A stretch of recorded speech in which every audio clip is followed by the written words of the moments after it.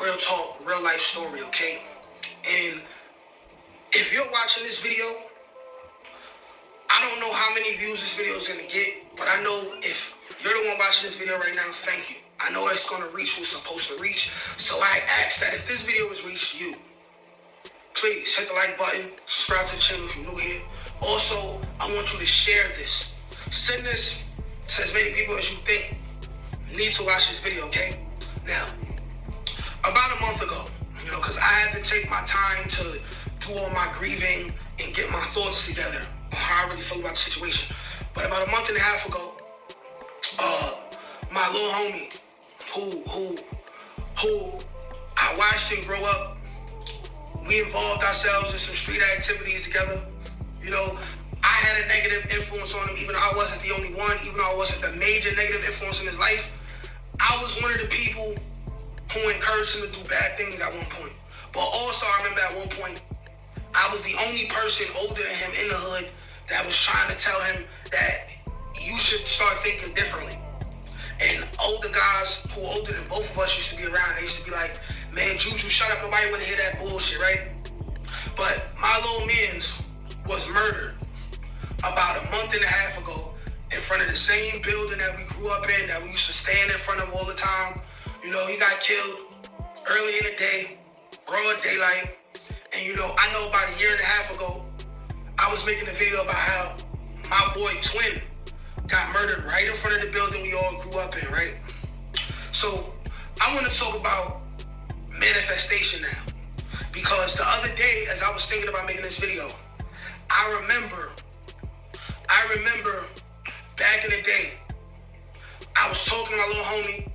We was in our building, and we were real young. You know what I'm saying? Like, I'm 5 years older than him.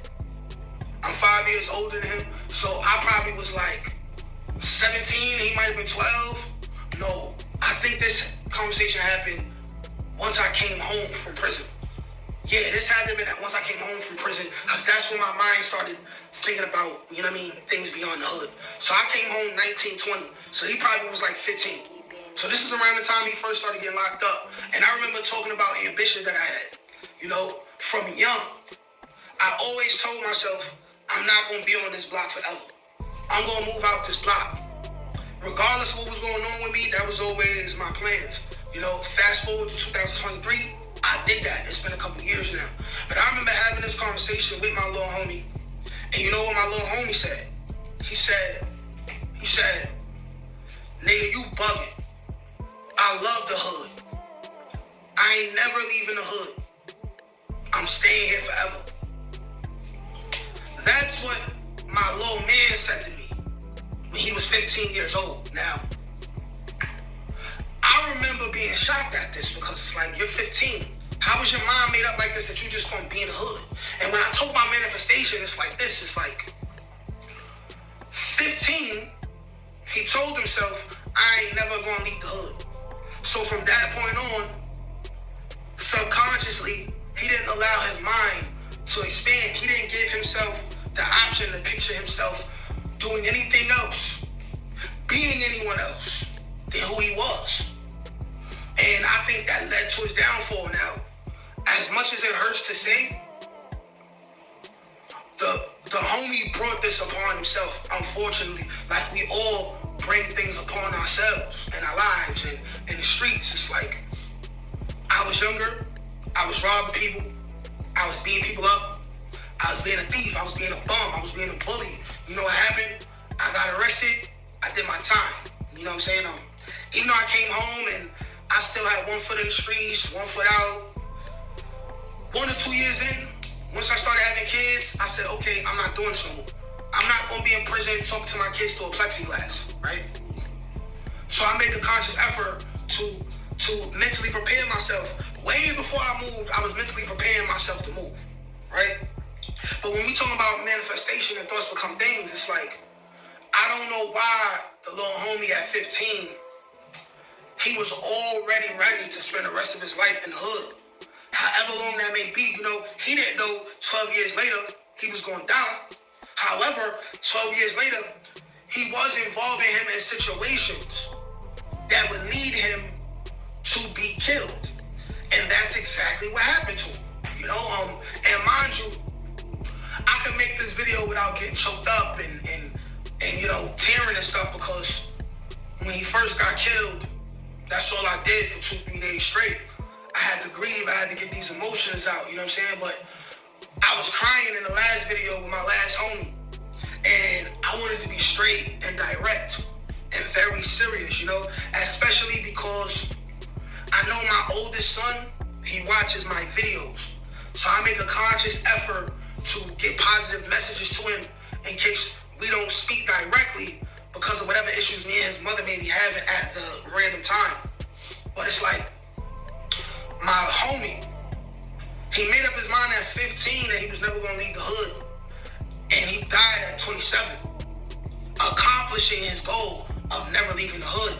And you don't know if he would have took the time, because I don't even know if he even went on vacation to like Miami for a week or something. Like, as far as I know, he really never left the hood for real, except for when he did time. But that's when most niggas leave the hood. And then they come home and they never leave the hood, you know, and it's like, manifestation is a real thing. Thoughts become things is a real thing. If you don't see it, the vision for yourself, to be in a higher place, to be in a better place, it's not gonna happen for you, you know? Like, my boy really said, I'm never gonna leave the hood, and it happened. It happened, and it's so like hurtful to me. Like, it hurts my soul. Like, this was the same young boy who, you know what I'm saying? He was 14, 15. We was going to the parties and calling, going to the trap and all that, and it was his curfew. And he was like, yo, I gotta go in the house. I'm gonna go to the party with y'all, but I gotta go to the house. You know what I'm saying? He asked like, yo, ask my mother if she'll let me go with y'all. So, you know what I'm saying? He used to knock on his door, talk to his mother, he's like, hey, Mom Dukes, can he go with us? We'll make sure he's safe, he good. And mind you, the times he went out with us, nothing ever happened, right? You know, he was safe. You know, he was under my watchful eye. You know, he was really like my little brother, you know? He really was like my little brother, for real. I gotta talk a little bit faster because I might start getting choked up and shit, but, you know, it hurts. It hurts when, you know, you see a lot of your friends, they get locked up. You know, free my nigga Melly Mel, by the way. You know, when your friends who you grew up with, you spent the night in their house, you know what I'm saying? You know what I'm saying? You drunk tea mix, you know what I'm saying, in their mother's house. Ate their mother food, they spent the night in your house. You ran trains on girls together, you know what I'm saying? You fist fought each other growing up in the hood, and then fast forward, you know, they serving 3 consecutive life sentences in the feds. You know, or like my god brother, D Nice, who beat a body, and then when he's on his way home, he gets wrapped up in the feds and he gets snitched on, and now he's doing 40 years, you know what I'm saying? I took a lot of losses. A lot of the people who were closest to me in the hood, dead or jail or moved away, you know, and I'm far removed. Well, I'm not far removed from the hood, but the building that I grew up in, I'm far removed because I'm reminded of everything I lost when I think about this place. I'm reminded of all the trauma, you know, beef with enemies, getting in shootouts, getting shot at, fighting with my baby mother. You know, this is a place that, in all the reality, I'll probably never step foot in again because nobody who I love is there anymore. It's like, it's a bunch of younger niggas who are too stupid for me to care about. You know, there's older guys who, that's part of the problem too, right? The way my little mans end up getting killed, and the fact that he was even outside, and there's older guys who he associates himself with, and it's like, where was that nigga at? When it was time to say, hey yo bro, stay in the house, or leave the hood for a week, you know what I'm saying? Y'all just got into some real shit. Where was that dude at? Where were those guys at, you know what I'm saying? But when it's time to sell drugs, when it's time to be encouraged to do bad things, when it's time to drink some alcohol, smoke some weed, them older niggas was right there. And if one of you niggas is watching this video right now, you can suck my dick. The Frank stand is open. The Frank stand is open. See me do something. And no, I'm not trying to be a gangster, but I am who I am. I really harbor some resentment against niggas for what happened to my boy.